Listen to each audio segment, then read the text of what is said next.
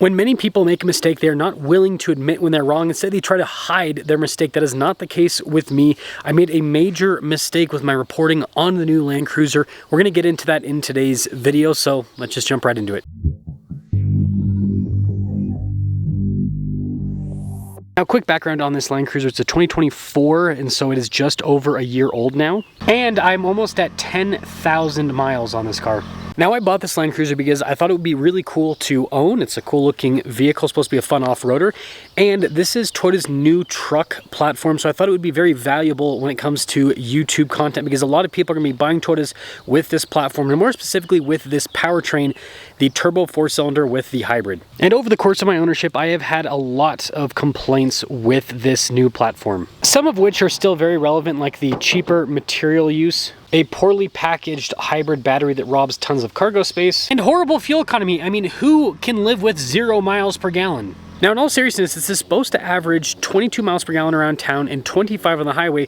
When I had this thing on stock tires, I was only averaging about 21, sometimes 22 miles per gallon, even with lots of highway driving. And with my aftermarket 33s, my fuel economy dropped down to like 19, 20 miles per gallon when it was warm, and it was as low as 14 to 15 miles per gallon in the cold. And yes, this whole set is still for sale. If anyone is interested, please buy them. I need to get rid of them. And now I've jumped up to even bigger tires. These are 34 inches, but it actually hasn't changed my fuel economy all that much. It's about what I was getting with the 33s. And along with that fuel economy, this has an itty bitty fuel tank. On an average tank, I only get about 220 to maybe 240 miles of range. Put that range into perspective, my 200 series averages over 300 miles on a tank, and it has a V8. And the Grenadier also averages over 300 miles on a tank, and that has an inline 6, not a turbo 4-cylinder hybrid. And the reason they're able to get that fuel range is because they both have fuel tanks that are over 24 gallons in capacity rather than the 17.9 gallon fuel tank in the new Land Cruiser. So all this is to say I still have some major gripes with the new Land Cruiser, but there is one big thing that I was seriously wrong about, and I do owe Toyota an apology for this. And that is the off-road capability of the new Land Cruiser. I have complained about the off-road capability of this vehicle based on the lack of ground clearance and then also just how not smooth it is over certain obstacles. But all of my complaints have been fixed. And that is because I have added bigger tires to the 250. Now, these new tires are a 285 by 70 by 18, which puts them at a 33.7, but BFG typically runs their tires a little bit bigger, so they're probably actually a true 34. And I just got done taking this off-road, and I have been testing this out for the last week in terms of daily driving. And like I said, when it comes to daily driving, I'm getting about the same fuel economy that I was getting with the aftermarket 33s. And when it comes to the off-roading, this now sits high enough that I no longer have clearance issues. I don't have to constantly use the skid plates, and I don't constantly get beached while I'm trying to do some minor rock crawling. Now, just to give you guys an idea of where this setup now sits with off-road capability, I would say it is similar to a Wrangler Rubicon with the 33s. Now, the reason the Wrangler is able to have similar capabilities to this with smaller tires just comes down to the articulation with the solid axles and the sway bar disconnect. And then also everything's tucked up a little bit tighter underneath the Wrangler, so it can kind of get away with smaller tires. And the Ineos Grenadier is a similar situation. I would say that this is as capable as a 33-inch tall tire Rubicon, and it happens to have the exact same tire size as a 33-inch tall tire Rubicon. In conclusion, these larger tires fix one of my biggest gripes with the new Land Cruiser, and that is the off-road capability with these larger size tires. And again, these fit on stock suspension. My Land Cruiser is not lifted at all. With these larger tires, it has all of the capability that I would want out of something like this. Now, before we fully conclude this video, I do want to go over some changes that I think Toyota should make to this generation of Land Cruiser that are not only very practical for the car, but I think very realistic for them to do as an automaker. First of which is the fuel tank situation. This needs to have at least over 300 miles of driving range in real world conditions. So I think with the current setup underneath, based on the space, they could add just a little bit more tank, and anything would be welcome with the 250 Land Cruiser. Now, the next thing is the hybrid battery cargo situation. Now, I don't know what's under these second row seats, but in the trucks, they put the hybrid battery under these seats. And so I don't see why they can't do the same with the Land Cruiser and the 4Runner. Maybe there's something that I don't understand on this one, though. Either way, even if that's not a practical solution, they need to come up with something so that this is more usable. And I think I know what that something is. We need another powertrain option on this new 250 Land Cruiser.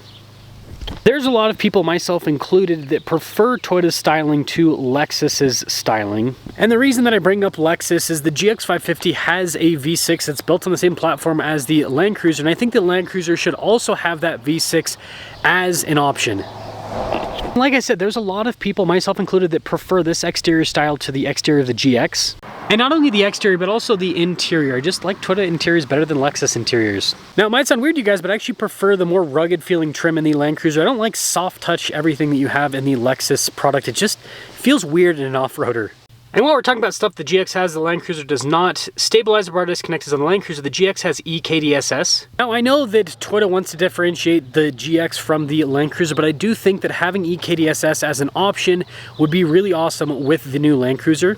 And what I say is keep the fixed shocks that the Land Cruiser currently has, so don't do the adaptive dampers like are on the GX, and just add EKDSS. And with that, there would still be a big differentiating factor between both of the vehicles when it comes to styling, and then also equipment, right? If you want the adaptive dampers, you got to get the GX, but if you're okay with having the fixed dampers, which I personally am, then you go for the Land Cruiser. And finally, we need a front locking differential. The Land Cruiser starts in the mid-50s for a 1958, and a fully loaded one is in the mid-70s. Now, with a Ford Bronco, you can get a $50,000 base Bronco with diff locks front and rear. And with the Wrangler, you got to go a little bit more expensive because you have to get a Rubicon, so you're close to like $60,000.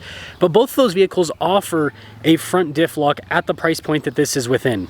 So adding a front diff lock to the 250, and they can even do it to the GX as well, would be very welcome. I shouldn't have to spend over $100,000 on a Toyota product to get a front diff lock. You have to spend that to get an LX that has the diff lock in the front.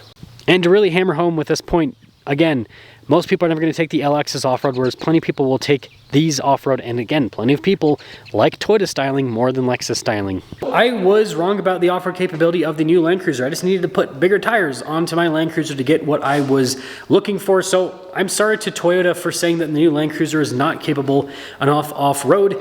With the right tires are pretty much everything. It is more than capable enough. To be clear, nobody from Toyota has reached out to me telling me to make this particular video. A lot of people seem to think that I'm in cahoots with the automakers. That's just not the reality. Like, if you guys look at the videos on the channel, I don't ever get invited to press events. It's not that I choose not to go to, like some of them I've chosen not to go to, but for the most part, I just don't get invited to press events. And it's not because automakers don't know who I am. It's because they don't like a lot of the videos that I produce. And again, look at this from an automaker perspective. And I'm not putting this on Toyota, by the way. I'm just saying automakers in general. If you have like 50 car journalists to choose from, and 20 of them will say exactly what you want them to say because they work for a particular company that you are currently funding, which that does happen in the car industry, then you're going to go with them because you know that if you pay to fly them out to go and review your car, you're going to get a positive review. Whereas someone like me, I pick cars apart, right? I say things how they are, and obviously that's how journalism should be, but that's not always how it is. And so yeah, that means the automakers don't like me. And again, I'm not saying that Toyota doesn't like me. I honestly don't know Toyota's opinion on any of my videos. I've never talked to them about it. But I do know, and I'm not going to mention the automaker, I do know one automaker that for sure does not like me because I have a friend that happens to, I don't know if they still work for them. I have to talk to them about that. But they did work for this particular automaker, and over the course of my ownership of one of their vehicles, I had a candid conversation with my friend, and they literally told me that the automaker would have rather me not ever bought one of their vehicles because of the videos that I made. But it's like, I bought it because I thought the vehicle was cool, and I made an honest series on the vehicle, and I didn't like this particular vehicle. I didn't say it was a complete piece of junk. It's just, I showed the issues that it had, and the automaker obviously didn't like that, but it's like, that's what journalism ought to be. And my hope with this is not to tear apart vehicles and to tell people to never buy them. My hope is that the automakers will adjust course and make the vehicles better. So again, with this Land Cruiser, because that's what this video is about, my hope is that Toyota sees this video and doesn't get mad. I don't think they will. Toyota tends to listen to their customers from what I've heard from people. But my hope is that they go, you know what? That Ben Hardy guy, he's got a point.